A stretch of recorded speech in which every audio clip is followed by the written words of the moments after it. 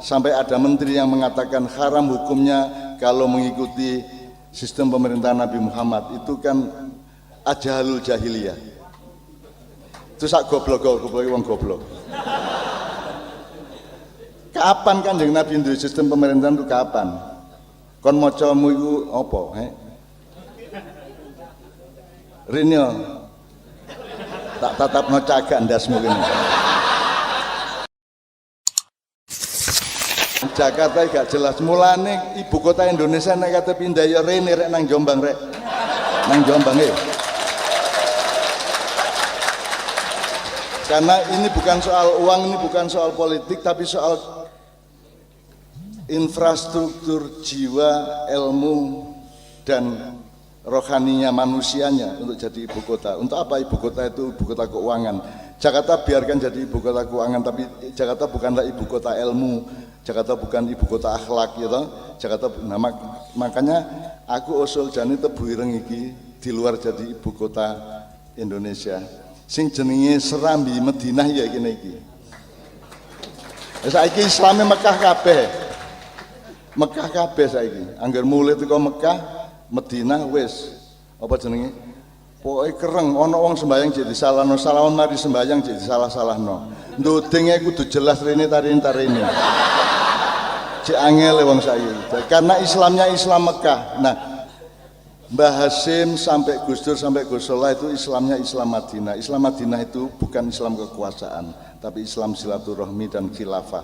Khilafah itu artinya kita punya ilmu dan kreativitas untuk mengelola segala sesuatu. Khilafah itu artinya khalfun itu ndek mburimu. Jadi Gusti Allah mlaku rono kene melok, Kanjeng Nabi rono kene melok rono untuk mengurusi kehidupan ini. Jadi di Madinah itu Rasulullah tidak pernah jadi khalifah, tidak pernah menjadi presiden, tidak pernah jadi raja. Juga bahkan beliau tidak memimpin. Yang menjadi pemimpin waktu itu adalah kewibawaan dan kejujurannya Rasulullah. Tapi beliau tidak mengkoordinir. Jadi rakyat warga Madinah dibiarkan untuk berunding sendiri untuk masalah-masalah yang mereka hadapi, sehingga muncul sampai 47 piagam pasal piagam Madinah itu. Dan Rasulullah di sana tidak nyuruh-nyuruh orang Islam masuk Islam, tidak nyuruh orang masuk Islam. Rasulullah di sana umat Islam hanya 15%. Jadi yang dilakukan Rasulullah begitu ke sana adalah mencari sumber air, terus mempetakan mana tanah untuk pertanian dan mana tanah untuk, kemudian dia mempelajari segala sesuatu yang menyangkut desa Mawa Coro dan negara Mawa Toto di Madinah, dan tidak pernah menjadi khalifah, tidak menjadi. Jadi kalau kita sampai ada menteri yang mengatakan haram hukumnya kalau mengikuti sistem pemerintahan Nabi Muhammad, itu kan ajalul jahiliyah. Itu sak goblok wong goblok. Sampai ada menteri yang mengatakan haram hukumnya kalau mengikuti sistem pemerintahan Nabi Muhammad, itu kan ajalul jahiliyah. Itu sak goblok wong goblok. Kapan Kanjeng Nabi duwe sistem pemerintahan itu kapan? Kon macamu iku apa, Rinyo tak tatapno cagak ndasmu kene. Kapan Kanjeng Nabi duwe sistem pemerintahan itu kapan? Kon macamu iku apa, Rinyo tak tatapno cagak ndasmu kene. Kapan Kanjeng Nabi dadi pemerintah lho kapan? Gak tahu ono sistem pemerintahan. Yang ada adalah punokawan dan ponokawan. Kalau bahasa Jawa, punokawan itu orang yang menemani rakyat dengan ilmu dan kebijaksanaan. Kalau ponokawan, orang yang menemani rakyat dengan cinta dan kesetiaan. Itulah yang dilakukan Rasulullah di Madinah. Tidak memimpin secara formal. Nah, mulai Islam dadi blunder itu ketika ada Khalifah Khulafaur Rasyidin, Abu Bakar, As-Siddiq, Umar bin Khattab, kemudian Utsman bin Affan, kemudian Ali bin Abi Thalib, kemudian al-khulafa ghairu rasyidin ba'da ya. Sing rasyidin mek papat liyane gak rasyidin kabeh. Dan berkembang Islam kemana-mana ini oleh yang ghairu rasyidin ini.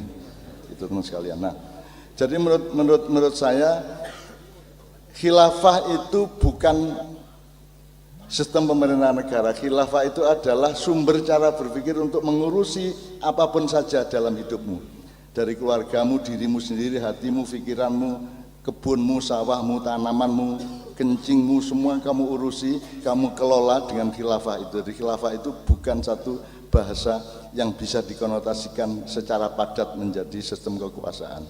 Tetapi wis kadung Abu Bakar dadi khalifah, wong Syiah nek tak kandhani kuwi yen sing salah Abu Bakar iku ben lapo dadi khalifah bareng Kanjeng Nabi gak tau dadi khalifah. Seneng atine ya.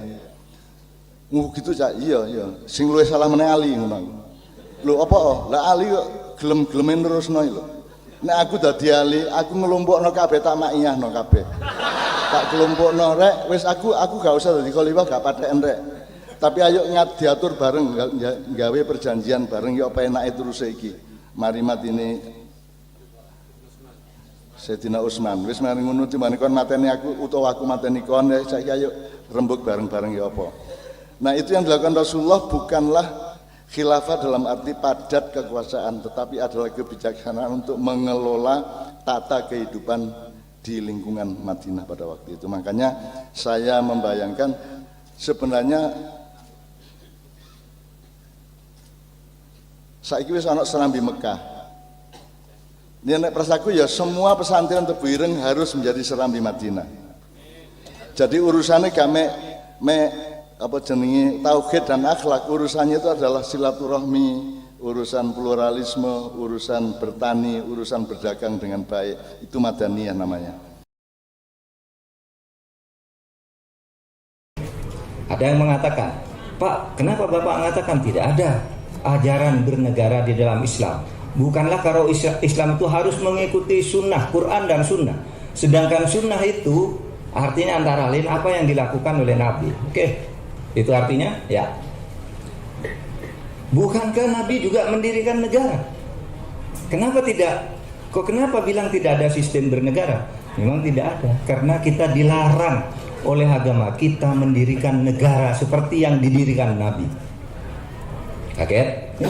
Dilarang. Karena negara yang didirikan Nabi itu teokrasi, di mana Nabi itu mempunyai 3 kekuasaan sekaligus. Legislatif, kalau ada masalah hukum baru minta ke Nabi, kalau di Al-Quran tidak ada, tanya ke Nabi. Nabi membuat hukumnya. Kalau sekarang siapa yang mau jadi Nabi? Ya, ada hukum IT, Information Technology. Tanya ke sekarang siapa yang itu? Harus DPR karena tidak ada Nabi. Oleh sebab itu negara seperti Nabi itu tidak boleh. Lembaga legislatifnya itu di dalam negara Nabi adalah Nabi sendiri. Lembaga eksekutifnya Nabi juga. Nabi kan ya lembaga eksekutif yang melaksanakan pemerintahan sehari-hari Nabi. Lembaga yudikatifnya Nabi, kalau ada orang berperkara datang ke Nabi. Sekarang tidak bisa ada negara seperti Nabi itu. Haram kalau kita, saya mendirikan negara seperti Nabi. Siapa nabinya? Tidak ada. Nah, oleh sebab itu pilihan bentuk negara dan sistem pemerintahan, sistem khilafah itu, saudara, yang beragam sekarang dipilih oleh Malaysia dan Indonesia itu sama benarnya, sama-sama tidak bertentangan dengan syar'i. Kita hanya ingin melaksanakan nilai-nilai Islam dalam kehidupan bersama.